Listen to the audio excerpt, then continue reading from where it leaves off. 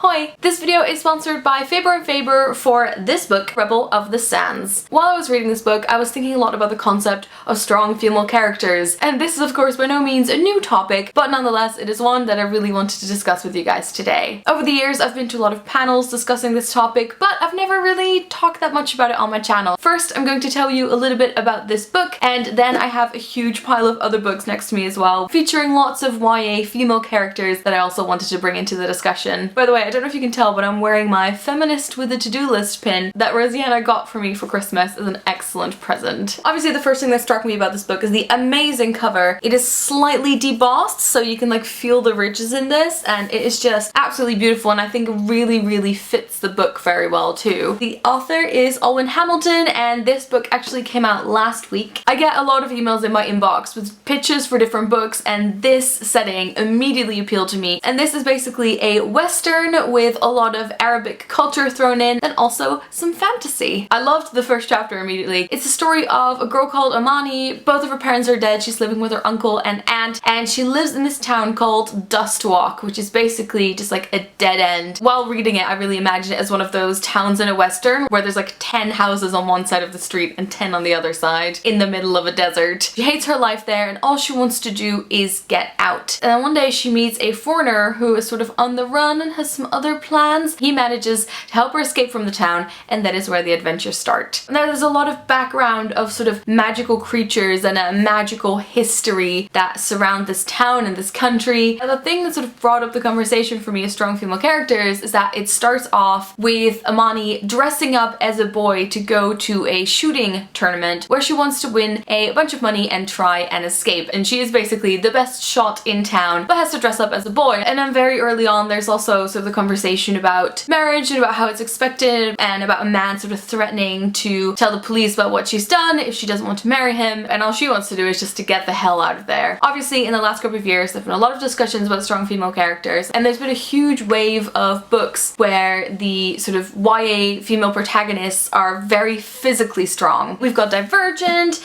and there is The Hunger Games. It's something that's very interesting because it feels quite far away from me. I'm not a very physically strong person. I don't do a lot of exercise. I was always especially fascinated with the training that Triss goes through in the book, and how she goes from feeling very weak to feeling very powerful and confident. And watching the Divergent film, I'm sure you had the same thing, where there's the moment where she starts running and that great song Run Boy Run comes on, and you're like, all I want to do is just go outside and run. And so I do find it very motivating to read books like this, and it gives you the idea that yeah, you can go out there and be strong and train yourself. And another aspect tied to that I find quite interesting is that a lot of these characters tend to be very petite or short, or they always describe themselves as being like feather light. From the selection of physically strong female characters that I've read, that has very often been the case, which is really not something that I can relate to. And I don't know if it's the case that they are like this because in the story it will then make them easier to be underestimated and they won't be taken seriously physically, but then as a surprise they turn out to be, you know, really strong. And then combined with that, there's also the idea that a lot of these characters that are very physically strong are emotionally in a very tough place. Now obviously a lot of this is caused because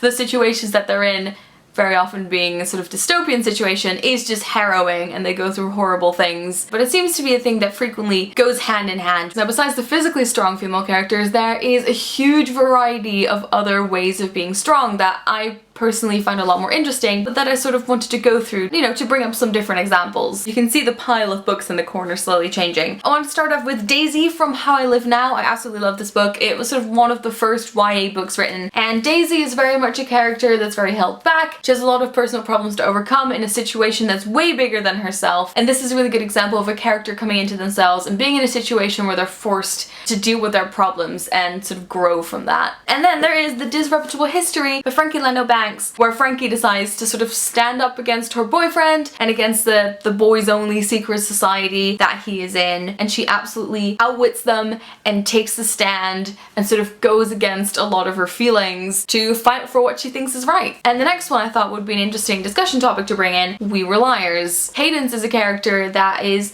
troubled by headaches and memory loss, and she I think would typically be seen as a very weak character, but in her own way she is very strong and again is coming to terms with what she's been through. That's a bit of a variety of different YA female characters, and I mostly want to bring a lot of these up to see how you guys feel about it. And now I have a little pile of some of my favorite female characters. First of all, there is Jane Eyre. She is stubborn, she doesn't want to rely on anyone. She talks a lot about how she finds herself like plain and not attractive, but she has a lot of faith in her own character and her own abilities, which I have found very inspiring. I don't have the actual physical book, I've got Clariel here, but Sabriel from the Old Kingdom trilogy was a character that even when I read the book quite recently was so inspiring, and it was so refreshing, and again a really steadfast character and is very prepared to sort of question herself. Then if you read the Artemis Fowl series when you were younger, there's two really interesting characters in there. There's Holly, who is a fairy who works for the fairy FBI. She's the only woman in her team, and because of that she feels like she always has to work a little bit harder and is always treated a bit more critically, and at the same time she's also extremely rash and gets into trouble all the time. And then there's this character that I remember just amazed me when I was younger. Her name is Juliet, and she's the younger sister of Artemis Fowl's bodyguard, and she's basically been trained in all the deadly arts, and she absolutely loves professional wrestling, and at the same time she's like very girly and is always doing something with her hair or her nails. And I remember reading that and thinking that is an awesome character. And of course can't have this video without talking about Hermione, who has been an inspiration for me for like the last, I don't know, 15 years. A female character who is a favorite of many, but it sometimes can be like so easy to dislike because of her stubbornness, but then she's also the one that sort of holds everything together. And so I try to sort of analyze what really inspires me in a female character, and I think for me personally it's steadfast girls who try and push their own boundaries. Obviously there's not really a conclusion or one answer to this, but I'm very curious to hear which female characters you really like in stories and what sort of inspires you. Finally, I wanted to talk a little bit more about Rebel of the Sands. I can really recommend it. I hope you go read it. One of my favorite things that I forgot to say earlier was that there are these sort of magical horses that come into the town, and the men drive them into the town, and the women are the only ones that can catch them and turn them from sort of magic and sand into a real creature. I'll be giving away some copies of Rebel of the Sands on Twitter as well. I hope you enjoyed this video, and I will talk to you guys later. Doei! Hello, me cool.